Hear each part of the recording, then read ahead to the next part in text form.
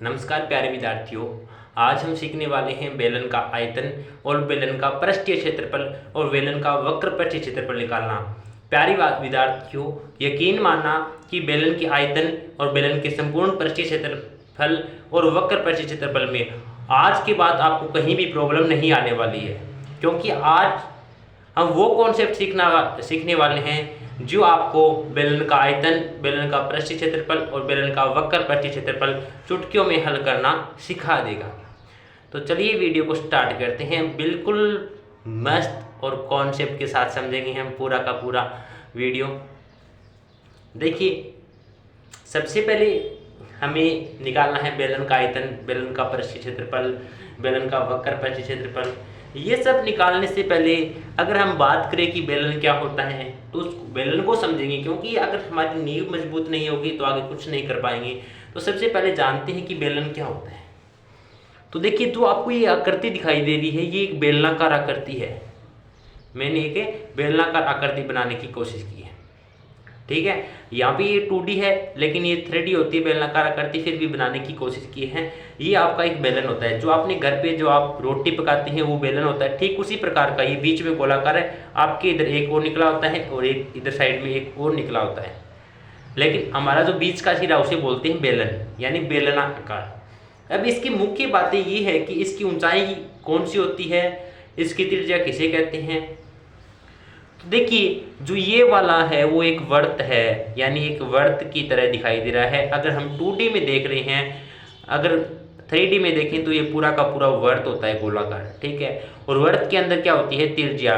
तो इसकी त्रिज्या भी कहाँ होगी, इसकी त्रिज्या यहाँ से लेकर और यहाँ से लेकर, इसे नाम दे देता हूँ मैं A B O, यानी जो O से लेकर B वो क्या है, इसकी त्रिज्या है। ए से लेकर ओ मान लो, चाहे ओ से लेकर बी, इसकी त्रिज्या है। त्रिज्या किसे कहते हैं, जो इस वर्त वाले अंदर की जो रेखा दे रखी है ना, ये टोटल क्या है, ये बी रेखा टोटल तो व्यास है। और हम जानते हैं कि त्रिज्या क्या होती है, व्यास का आधा, यानी ओ से लेकर बी क्या है, त्रिज्या। किसी भी बेलन की आप त्रिज्या निकाल सकते हैं, ओ से लेकर बी, ठीक है, 7। और जो यहाँ आपको ओ से लेकर, इसे कोई बिंदु पी दे देता हूँ मैं, जो ओ से लेकर बिंदु पी तक आपको जो दूरी दी गई है 14 सेंटीमीटर लंबाई, ये इसका क्या है, ये इसकी हाइट है, यानी ऊंचाई है, इसे बोलते हैं ऊंचाई। और यहाँ पे भी देख लो, चाहे ऊपर वाला वर्त हो चाहे नीचे वाला वर्त हो, यही इसकी त्रिज्या कहलाएगी। ये 7 सेंटीमीटर क्या है, इसकी त्रिज्या है।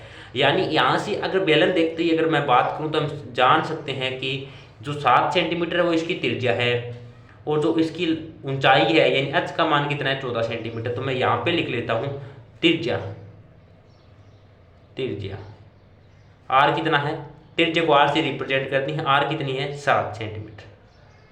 और ऊंचाई यानी हाइट, h का मान कितना है, 14 सेंटीमीटर। अगर प्यारे विद्यार्थियों आप ये चीज़ देखना सीख गए तो मानो आपका काम हो गया। हाइट कितनी है, 14 सेंटीमीटर, त्रिज्या कितनी है, ओ से लेकर बी मान लो, चाहे ओ से लेकर ए, बात एक ही है। टोटल व्यास होता है 7 सेंटीमीटर आपकी त्रिज्या है और 14 सेंटीमीटर आपका हाइट है। अब देखिए, अब हमारी जो मेन बात, मुद्दे की बात है उस पर आते हैं कि बेलन का आयतन कैसे निकालते हैं। तो प्यारे विद्यार्थियों, जैसे हमने वर्त की परिधि, वर्त का क्षेत्रफल, आयत का क्षेत्रफल निकालना सीखा, उनके लिए एक भी जो सूत्र होता था, ठीक उसी प्रकार एक बेलन का भी एक सूत्र होता है। प्यारा सा सूत्र है, कोई अलग नहीं होता है। और अगर आपको ये सूत्र याद नहीं हो रहे हैं तो आप जहाँ भी पढ़ रहे हैं तो आप जितने भी सूत्र हैं उनको लिखकर उसके अपने टेबल के सामने चिपका दो, आपको याद हो जाएंगी। क्योंकि ये कुछ ऐसी चीज़ें होती है जो आप याद करना चाहते हैं लेकिन फिर भी याद नहीं होती है, लेकिन होते बहुत आसान है। जितनी ज़्यादा आप इनकी प्रैक्टिस करेंगे उतनी ज़्यादा आपको ये याद होते जाएंगे। तो बेलन का आयतन, देखो बेलन को आयतन निकालने के लिए एक प्यारा सा सूत्र होता है, फार्मूला बोलते हैं जिसे पाई आर स्क्वायर एच। पाई से तो हम मिल चुके हैं, पाई का मान क्या होता है, 22/7 या फिर 3.14। मैंने पाई की जगह क्या रखा, 22/7। यहाँ पे बीच में कोई निशान नहीं है तो गुणा आर स्क्वायर, आर का मान क्या है, आर त्रिज्या 7 सेंटीमीटर, तो 7 स्क्वायर है तो ये स्क्वायर का मतलब 7 गुणा 7 इंटू एच। हाइट कितनी दी हुई है, हाइट आई है हमारे पास 14 सेंटीमीटर इंटू 14। कोई प्रॉब्लम नहीं होगी। अब देखिए प्यारे विद्यार्थियों, आपको मैंने सिखाया था कि अगर कोई भी नीचे सेम संख्या हो और ऊपर भी सेम संख्या हो, या नीचे और ऊपर सेम संख्या हो और ये दोनों आपस में ऊपर वाली गुणा में हो, तो हम क्या कर सकते हैं, डायरेक्ट नीचे वाले 7 को ऊपर वाले 7 से काट सकते हैं। 7 को 7 से काट सकते हैं। तो यानी इस 7 से इस 7 को काट दिया, तो यहाँ पे क्या बचा 22 इंटू ये 7 तो इससे कट गया, इंटू 7 इंटू ये 14 बच गया। एक 7 तो इस 7 से कट गया।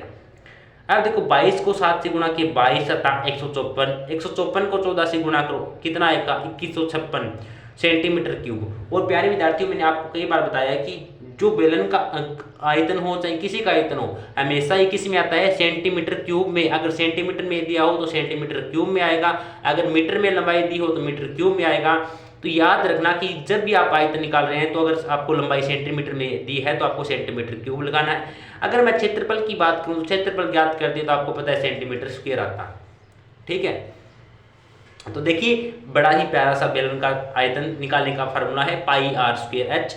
उसके आधार पर हम बिल्कुल आसानी से किसी प्रकार का आपको बेलन दे दे उसका आयतन निकालना, तो आप इस फार्मूले से किसी प्रकार के बेलन का आप आयतन निकाल सकते हैं। ओके, यहां तक आपको समझ में आ गया होगा। अब चलिए चलते हैं बेलन का पृष्ठ की क्षेत्र यानी संपूर्ण पृष्ठ क्षेत्रफल कैसे निकालते हैं। तो देखिए हमने त्रिज्या निकली 7 सेंटीमीटर, हाइट निकली, और एक देखिए बेलन का आयतन निकालने का फार्मूला क्या था pi R square H, pi R square H. ठीक है, पाई आर स्क्वायर एच। ठीक उसी प्रकार बेलन का पृष्ठीय क्षेत्रफल यानी पृष्ठ क्या होता है, ये जो सतह होती है, ये जो सतह यानी संपूर्ण सतह, एक तो ये बाहरी सतह होती है, एक ये पूरा का पूरा सतह होता है, उसका क्षेत्रफल निकालने का क्या सूत्र होता है 2 pi R into are plus H. ये होता है 2 pi R into are plus H. तो देखिए, तो आगे हल करते हैं। सबसे पहले 2 इंटू पाई का मान कितना है, पाई का मान 22/7 हम जानते हैं। आर का मान त्रिज्या कितनी है 7 सेंटीमीटर, ब्रैकेट आर का मान, फिर देखो ब्रैकेट था ब्रैकेट लगा दिया, फिर वापस आर का मान पूछ रहा है 7 सेंटीमीटर। ठीक है, फिर प्लस है तो प्लस, फिर एच का मान हाइट कितनी है 14। देखो कुछ नहीं किया, नकल मार रहा हूं, कहने का मतलब है प्यारे विद्यार्थियों कुछ अलग देखने की जरूरत नहीं है। 2 था, फार्मूला था 2 का 2 आ गया, पाई की वैल्यू 22/7 आ गई, इंटू आर की वैल्यू क्या आ गई 7 आ गई, इंटू आर की वैल्यू 7, इंटू एच की वैल्यू 14, सॉरी प्लस में। अब देखिए अगर कोई मैंने बताया गुणा में तो हम डायरेक्ट काट सकते हैं, 7 से 7 को काट दिया, तो 22 को 2 से गुणा किया 22 दूनी 44। इधर क्या बचा ब्रैकेट में 7 और 14, 7 को 14 से गुणा करो 21, सॉरी 7 में 14 जोड़ दिए तो कितना आ गया 14 में 7 जोड़े तो 21 आ गया। अब देखिए इस ब्रैकेट का मतलब क्या होता है कि जो इसके साथ वाली जो संख्या होती है इससे गुणा का ही संबंध होता है, यानी 44 गुणा 21, 44 को 21 से गुणा करो, तो 44 को 21 से गुणा करो क्या आएगा, मैं आपको एक साइड करता हूँ, 44 को 21 से गुणा करेंगे तो क्या आएगा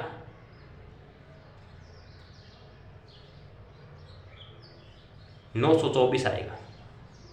और एक बात बताओ यहाँ पे सेंटीमीटर स्क्वायर लिखना है या फिर सेंटीमीटर क्यूब, तो आप क्या लिखेंगे सेंटीमीटर स्क्वायर, क्योंकि क्षेत्रफल ज्ञात करते हैं तो क्या आएगा सेंटीमीटर स्क्वायर आएगा, याद रखना सेंटीमीटर स्क्वायर। देखिए बेलन का पृष्ठीय क्षेत्रफल निकालने का एक प्यारा सा फार्मूला था 2 pi R bracket R plus H, बिल्कुल आसान है। एक बार आपके लिए नया होगा इसलिए आपको फार्मूले अजीबोगरीब दिखाई दे रहे होंगे, लेकिन बिल्कुल आसान है।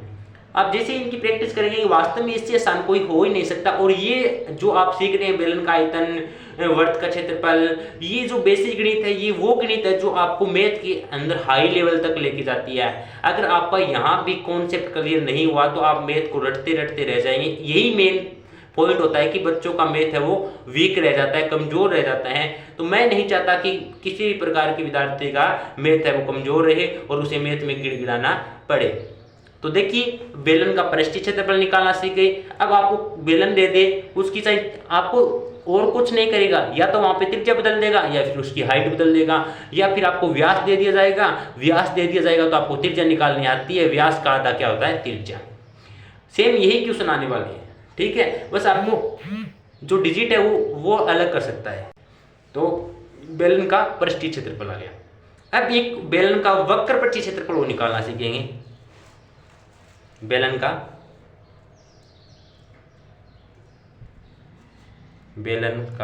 वक्र पृष्ठ,